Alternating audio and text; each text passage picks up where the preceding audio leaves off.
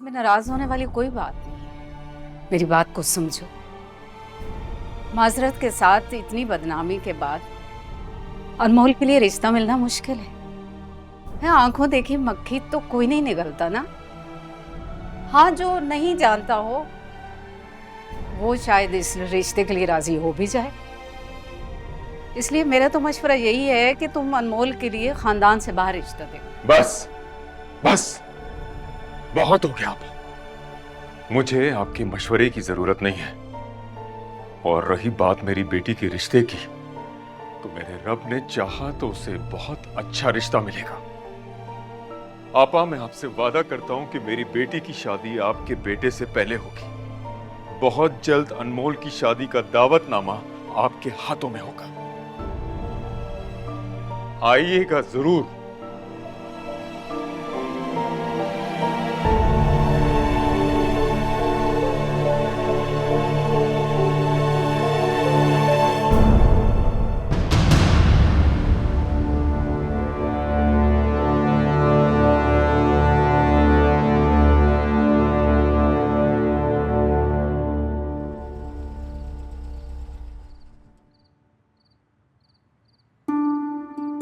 मामू, अस्सलाम वालेकुम। कैसे हैं आप? आप जा रहे हैं? क्या बात है मामू, सब ठीक तो है ना? जब दिलों में बदगुमानी हो और नीयत साफ ना हो तो कुछ ठीक नहीं होता। मामू, अम्मी ने कुछ कहा है? देखिए, अगर अम्मी ने कुछ कहा है तो मैं उनकी तरफ से माजरत चाहता हूँ। रहने दो। तुम्हारी माजरतें और तुम्हारी माँ के इल्जामात अब मेरे लिए ना काबिल बर्दाश्त है और ना ही काबिल कबूल। मामू, गुस्सा क्यों हो रहा है? चले ना अंदर चल के बात करते हैं। तुम्हारी माँ से बात कर चुका हूँ और इसी बात का अफसोस है मुझे। क्यों तुम्हारी माँ से एक बार नाउमीद होने के बाद मैंने दोबारा उम्मीद लगाई। मेरा ही कसूर है। इस घर का दरवाजा मुझे दोबारा खटखटाना ही नहीं चाहिए था। मामू, मेरी बात माँ।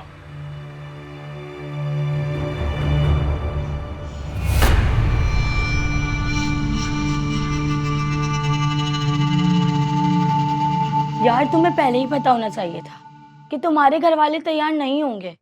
मैंने तुम्हारे कहने पर ही डॉली से तुम्हारी बात करवाई थी। मेरे घर वाले जो भी बोले, मैंने एक्ट्रेस ही बनना है और एक्टिंग की दुनिया में एक बड़ा नाम बनाना है। जैसी तुम पे पाबंदियां है ना, इसके साथ तो ये मुमकिन नहीं है। अपने इस ख्वाब को ख्वाब समझकर ही भूल जाओ। मैं ऐसी इंसान नहीं हूँ जो इतनी जल्दी हथियार डाल देते हैं। फिर कोई रास्ता निकालो जो तुम्हारी मंजिल की तरफ तुम्हें आसानी से ले जा सकता हो। समझ लो, निकाल लिया है। एक लड़का है, वो मेरे से इतनी मोहब्बत करता है, मेरे इशारों पर चलता है, मेरे से शादी करना चाहता है। और उसने मुझे कहा था कि शादी के बाद वो मुझे किसी भी चीज से नहीं रोकेगा। लेकिन मेरे लिए तो बस टाइम पास है, मैं उसे इतना सीरियस नहीं लेती। अगर कुछ बनना है तो कर लो इस टाइम पास से शादी। इस कैद से निकलो, जियो अपनी जिंदगी। हाँ, मैंने तो यही सोच लिया है। शानी के जरिए मैं आगे बढ़ सकती हूँ। अच्छा सुनो, उस डायरेक्टर को तुमने मना नहीं करना। अच्छा ठीक है, कोई बहाना बना दूंगी। लेकिन एक बात कहूंगी, ऐसे मौके बार बार नहीं मिलते। जितनी जल्दी हो सके उस बेवकूफ से शादी कर लो, निकलो इस घर से यार। ठीक है, बाद में बात करती हूँ। बाय।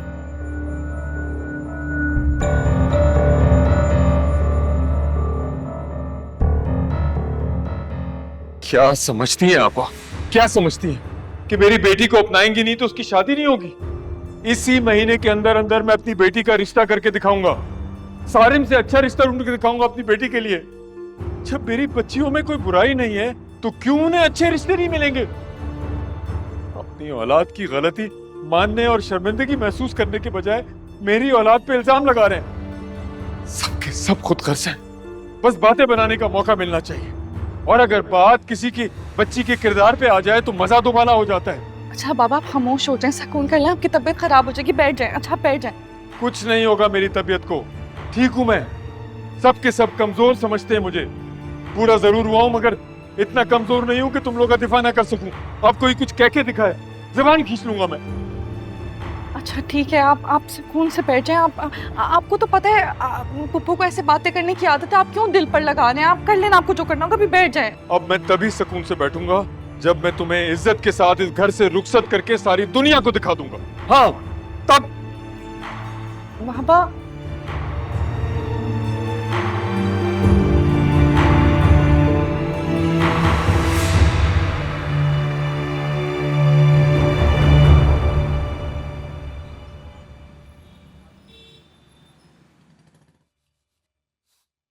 अनम, अनम अम्मी बेटा ये मुझे दो और जाकर ना मेरा कमरा ठीक कर दो। ला। ठीक है अम्मी।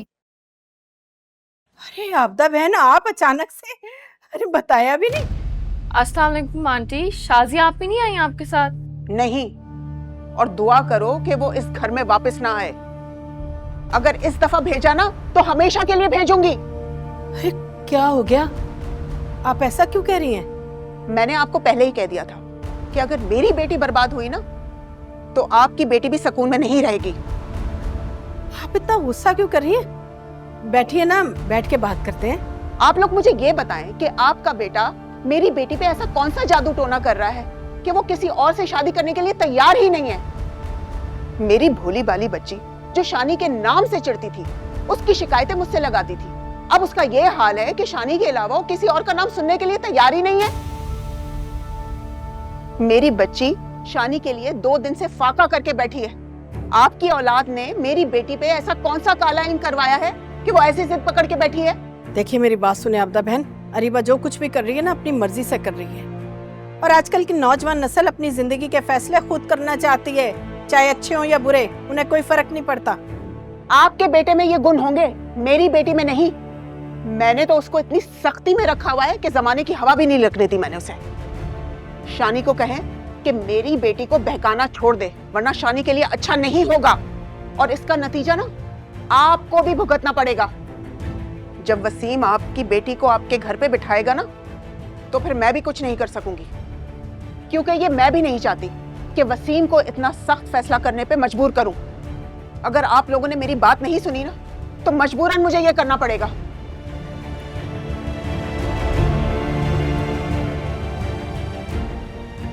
अल्लाह हाफिज।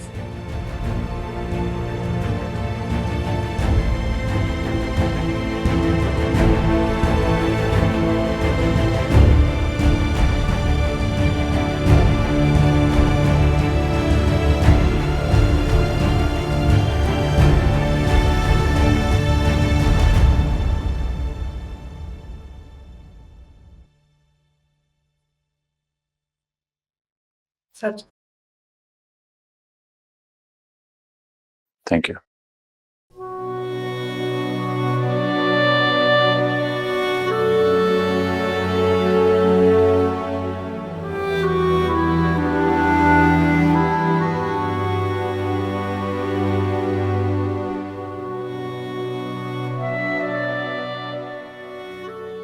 सिद्दीकी से ज्यादा तो तुम्हें मेरी बातों का बुरा लगा है।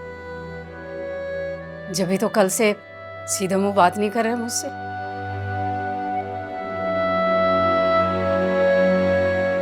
सारिम, बेटा अनमोल तुम्हारे काबिल नहीं है।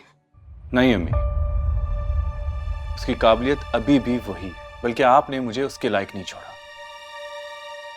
कितनी मुश्किल से मामू और हमारे दरमियान सब कुछ ठीक हुआ था, आपने फिर मुझे उस मोड़ पे लाके खड़ा कर दिया जहां से जाने वाला हर रास्ता मुझे मेरी मंजिल से दूर कर रहा है।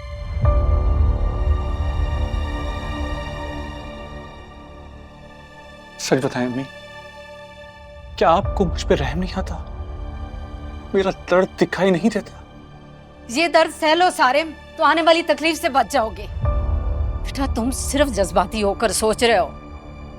जज्बात में इंसान की अकल नहीं, सिर्फ दिल काम करता है। और तुम्हारा दिल तो उस अनमोल की मोहब्बत में बेकाबू हो चुका है। तुम्हें जितने दिन उसी मोहब्बत का शौक मनाना है मना लो, उसके बाद तुम वही करोगे जो मैं कहूंगी।